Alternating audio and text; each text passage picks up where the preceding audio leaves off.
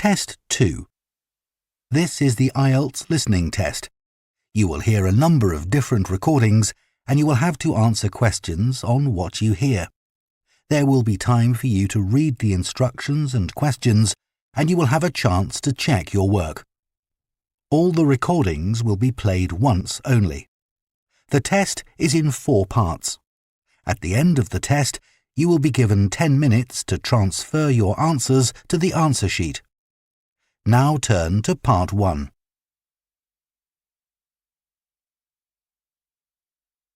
Part 1. You will hear a man asking about voluntary work in the village that he has just moved to. First, you have some time to look at questions 1 to 7.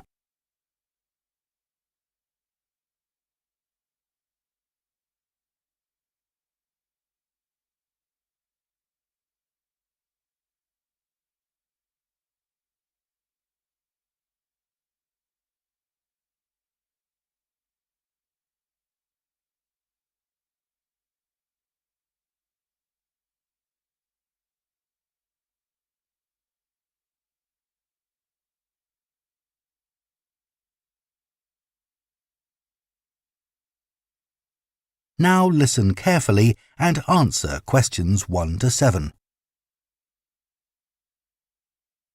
Hello, Jane Fairbanks speaking. Oh, good morning. My name's Frank Pritchard. I've just retired and moved to Southoe. I'd like to become a volunteer, and I gather you coordinate voluntary work in the village? That's right. What sort of thing could I do? Well, we need help with the village library. We borrow books from the town library, and individuals also donate them. So one thing you could do is get involved in collecting them, if you've got a car, that is. Yes, that's no problem. The times are pretty flexible, so we can arrange it to suit you. Oh, another thing is the records that we keep of the books we're given, and those we borrow and need to return to the town library. It would be very useful to have another person to help keep them up to date. Right. I'm used to working on a computer.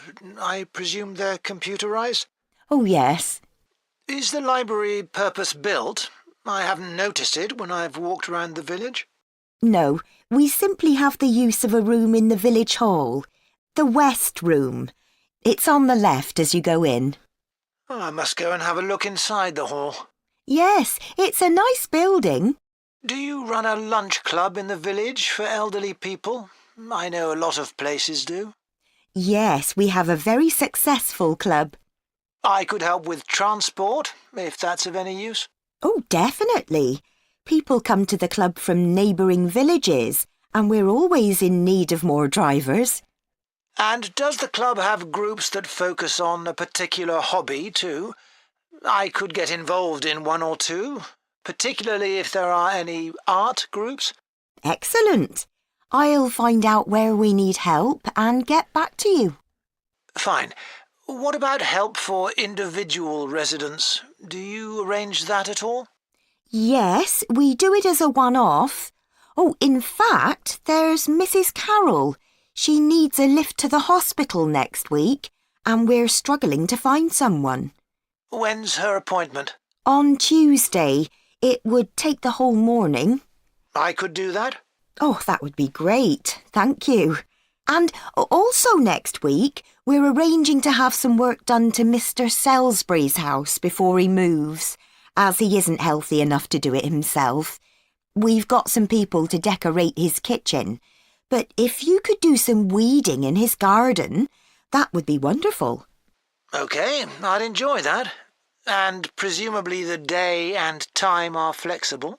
Oh, yes. Just say when would suit you best and we'll let Mr. Salisbury know. Good. Before you hear the rest of the conversation, you have some time to look at questions 8 to 10.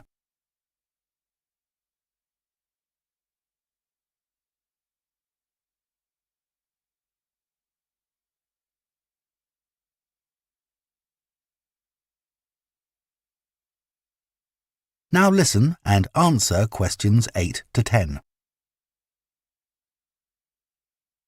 The volunteers group also organises monthly social events, which is a great way to meet other people, of course. Uh-huh. So next month, on the 19th of October, we're holding a quiz.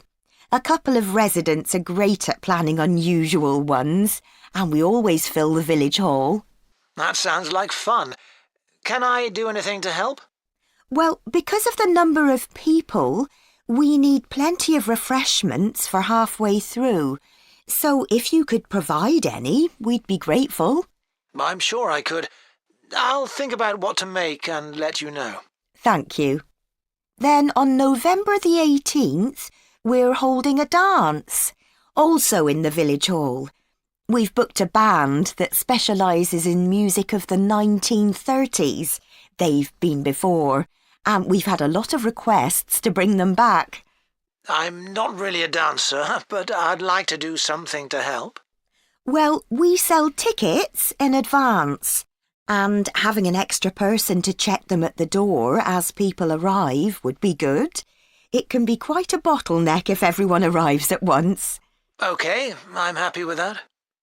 We're also arranging a New Year's Eve party.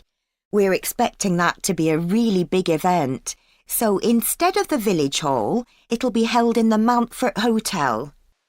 The... Mountfort. Mountfort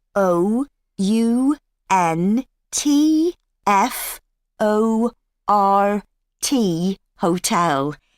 It isn't in Southoe itself, but it's only a couple of miles away. The hotel will be providing dinner, and we've booked a band.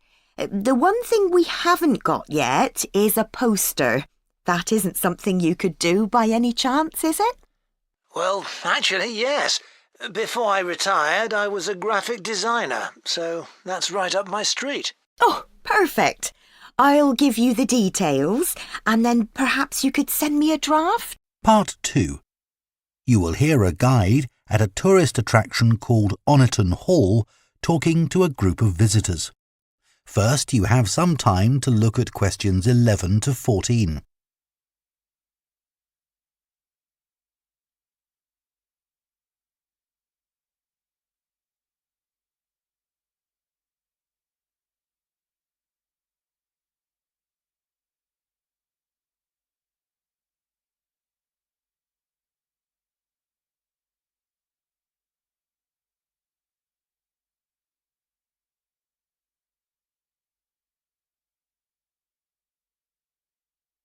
Now listen carefully and answer questions 11 to 14.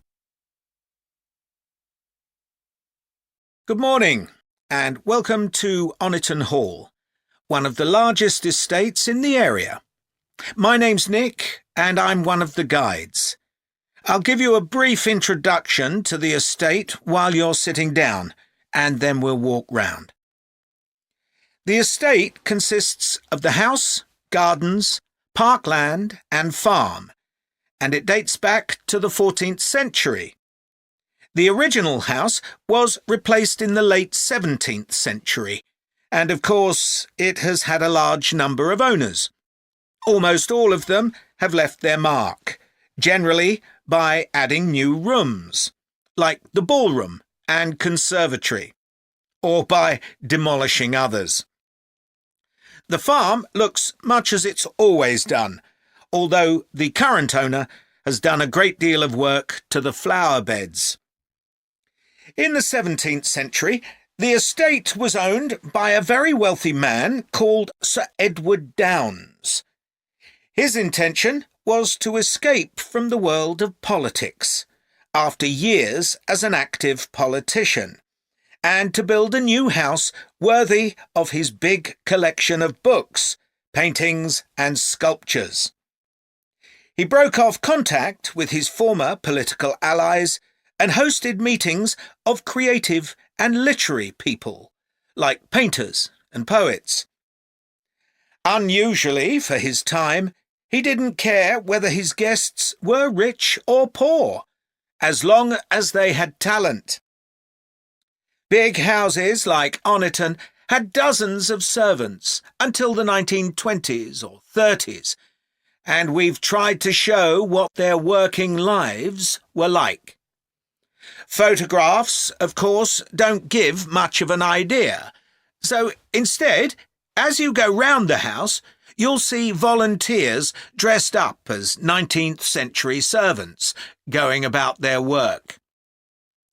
They'll explain what they're doing and tell you their recipes or what tools they're using. We've just introduced this feature to replace the audio guide we used to have available. I see there are a number of children here with you today. Well, we have several activities specially for children, like dressing up in the sorts of clothes that children wore in the past. And as it's a fine day, some of you will probably want to play in the adventure playground. Our latest addition is child-sized tractors that you can drive around the grounds. Before you hear the rest of the talk, you have some time to look at questions 15 to 20.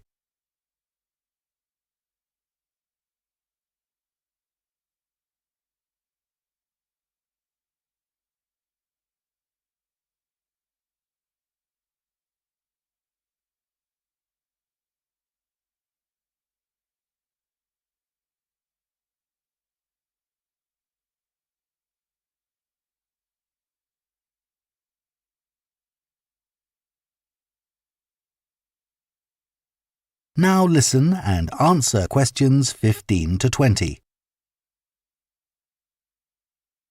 We'll also be going into the farm that's part of the estate, where there's plenty to do.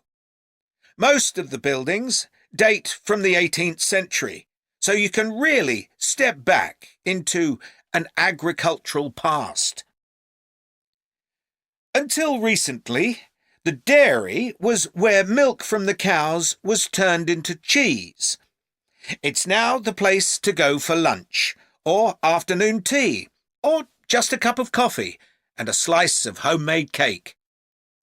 The big stone building that dominates the farm is the large barn, and in here is our collection of agricultural tools. These were used in the past to plough the earth, sow seeds, make gates, and much more. There's a small barn, also made of stone, where you can groom the donkeys and horses to keep their coats clean. They really seem to enjoy having it done, and children love grooming them.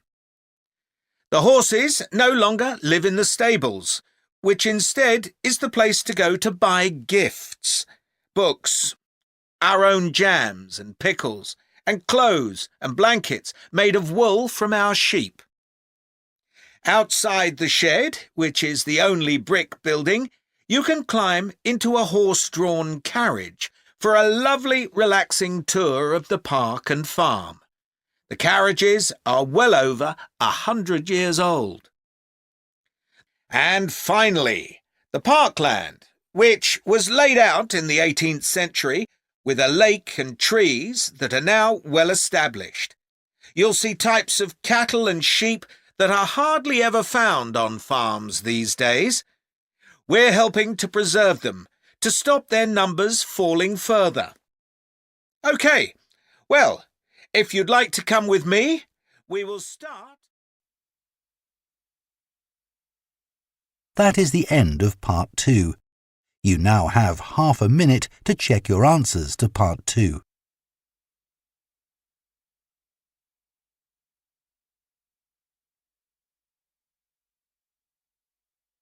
Part 3.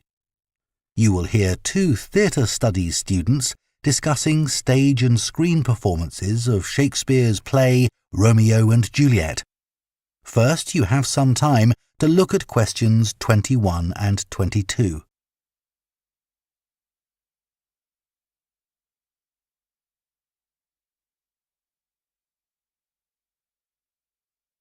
Now listen carefully and answer questions 21 and 22.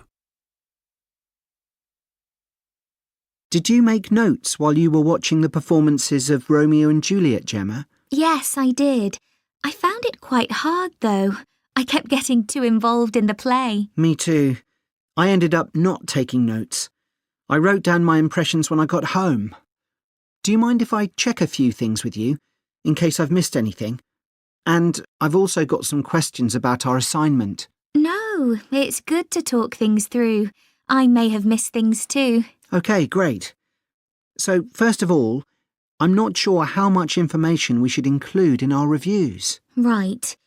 Well, I don't think we need to describe what happens, especially as Romeo and Juliet is one of Shakespeare's most well-known plays. Yeah, everyone knows the story. In an essay, we'd focus on the poetry and Shakespeare's use of imagery, etc. But that isn't really relevant in a review. We're supposed to focus on how effective this particular production is. We should say what made it a success or a failure. And part of that means talking about the emotional impact the performance had on us. I think that's important. Yes. And we should definitely mention how well the director handled important bits of the play, like when Romeo climbs onto Juliet's balcony. And the fight between Mercutio and Tybalt. Yes. It would also be interesting to mention the theatre space and how the director used it, but I don't think we'll have space in 800 words. No, OK. That all sounds quite straightforward. Before you hear the rest of the discussion, you have some time to look at questions 23 to 30.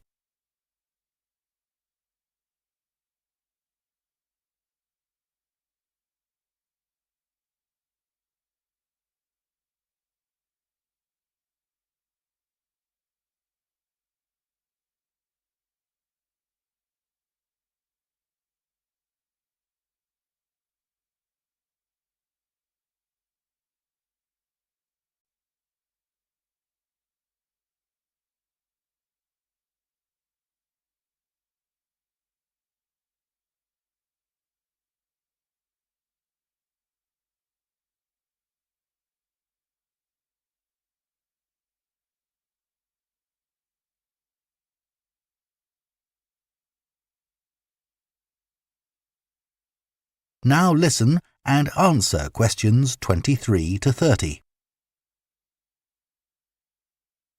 So, what about the Emporium Theatre's production of the play? I thought some things worked really well, but there were some problems too. Yeah. What about the set, for example? I think it was visually really stunning. I'd say that was probably the most memorable thing about this production. You're right. The set design was really amazing. But actually, I have seen similar ideas used in other productions. What about the lighting? Some of the scenes were so dimly lit, it was quite hard to see. I didn't dislike it. It helped to change the mood of the quieter scenes. That's a good point. What did you think of the costumes? I was a bit surprised by the contemporary dress, I must say. Yeah, I think it worked well, but I'd assumed it would be more conventional. Me too. I liked the music at the beginning, and I thought the musicians were brilliant, but I thought they were wasted because the music didn't have much impact in Acts 2 and 3. Yes, that was a shame. One problem with this production was that the actors didn't deliver the lines that well. They were speaking too fast. It was a problem, I agree. But I thought it was because they weren't speaking loudly enough, especially at key points in the play. I actually didn't have a problem with that. It's been an interesting experience watching different versions of Romeo and Juliet, hasn't it? Definitely. It's made me realise how relevant the play still is. Right. I mean, a lot's changed since Shakespeare's time, but in many ways nothing's changed. There are always disagreements and tension between teenagers and their parents. Yes, that's something all young people can relate to, more than the violence and the extreme emotions in the play. How did you find watching it in translation? Really interesting. I expected to find it more challenging, but I could follow the story pretty well. I stopped worrying about not being able to understand all the words and focused on the actors' expressions. The ending was pretty powerful. Yes, that somehow intensified the emotion for me. Did you know Shakespeare's been translated into more languages than any other writer? What's the reason for his international appeal, do you think? I was reading that it's because his plays are about basic themes that people everywhere are familiar with. Yeah, and they can also be understood on different levels. The characters have such depth. Right, which allows directors to experiment and find new angles. That's really important because... That is the end of part 3. You now have half a minute to check your answers to part 3.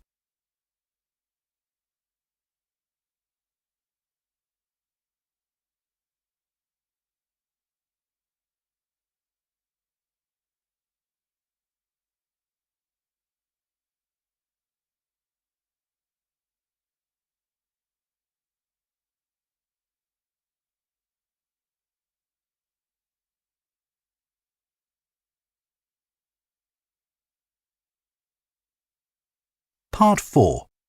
You will hear a lecturer on a languages course talking about the impact of digital technology on Icelandic, the native language of Iceland.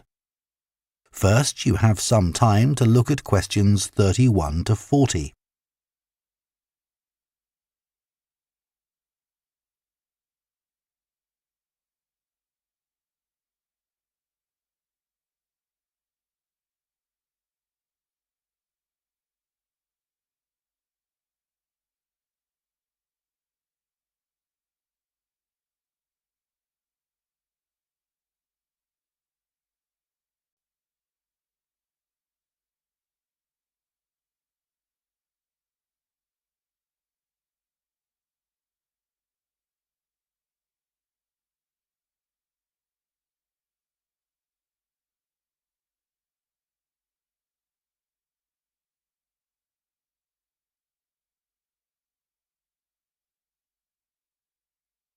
Now listen carefully and answer questions 31 to 40. Right, everyone, let's make a start. Over the past few sessions, we've been considering the reasons why some world languages are in decline. And today I'm going to introduce another factor that affects languages and the speakers of those languages, and that's technology, and in particular, digital technology. In order to illustrate its effect, I'm going to focus on the Icelandic language, which is spoken by around 321,000 people, most of whom live in Iceland, an island in the North Atlantic Ocean. The problem for this language is not the number of speakers, even though this number is small, nor is it about losing words to other languages, such as English. In fact, the vocabulary of Icelandic is continually increasing, because when speakers need a new word for something, they tend to create one, rather than borrowing from another language. All this makes Icelandic quite a special language. It's changed very little in the past millennium, yet it can handle 21st century concepts related to the use of computers and digital technology. Take, for example, the word for web browser. This is vafri in Icelandic, which comes from the verb to wander. I can't think of a more appropriate term because that's exactly what you do mentally when you browse the internet. Then there's an Icelandic word for podcast, which is too hard to pronounce, and so on. Icelandic, then, is alive and growing, and it's a big but, young Icelanders spend a great deal of time in the digital world, and this world is predominantly English. Think about smartphones. They didn't even exist until comparatively recently, but today young people use them all the time to read books, watch TV or films, play games, listen to music and so on. Obviously, this is a good thing in many respects because it promotes their bilingual skills, but the extent of the influence of English in the virtual world is staggering, and it's all happening really fast. For their parents and grandparents, the change is less concerning because they already have their native speaker skills in Icelandic. But for young speakers, well, the outcome is a little troubling. For example, teachers have found that playground conversations in Icelandic secondary schools can be conducted entirely in English, while teachers of much younger children have reported situations where their classes find it easier to say what is in a picture using English rather than Icelandic. The very real and worrying consequence of all this is that the young generation in Iceland is at risk of losing its mother tongue.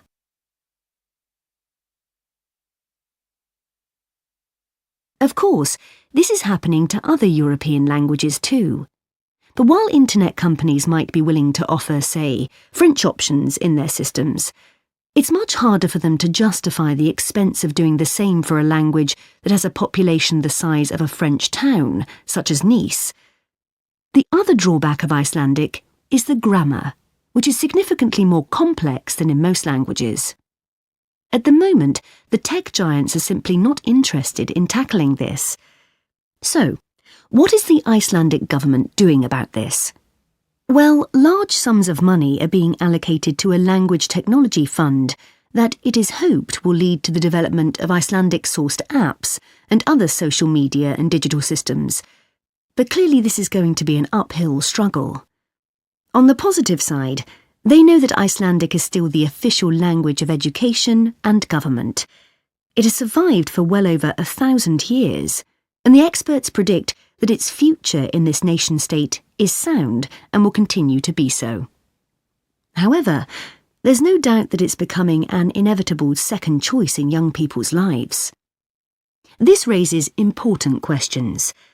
When you consider how much of the past is tied up in a language, will young Icelanders lose their sense of their own identity? Another issue that concerns the government of Iceland is this. If children are learning two languages through different routes, neither of which they are fully fluent in, will they be able to express themselves properly?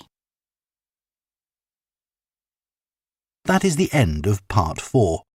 You now have 1 minute to check your answers to Part 4.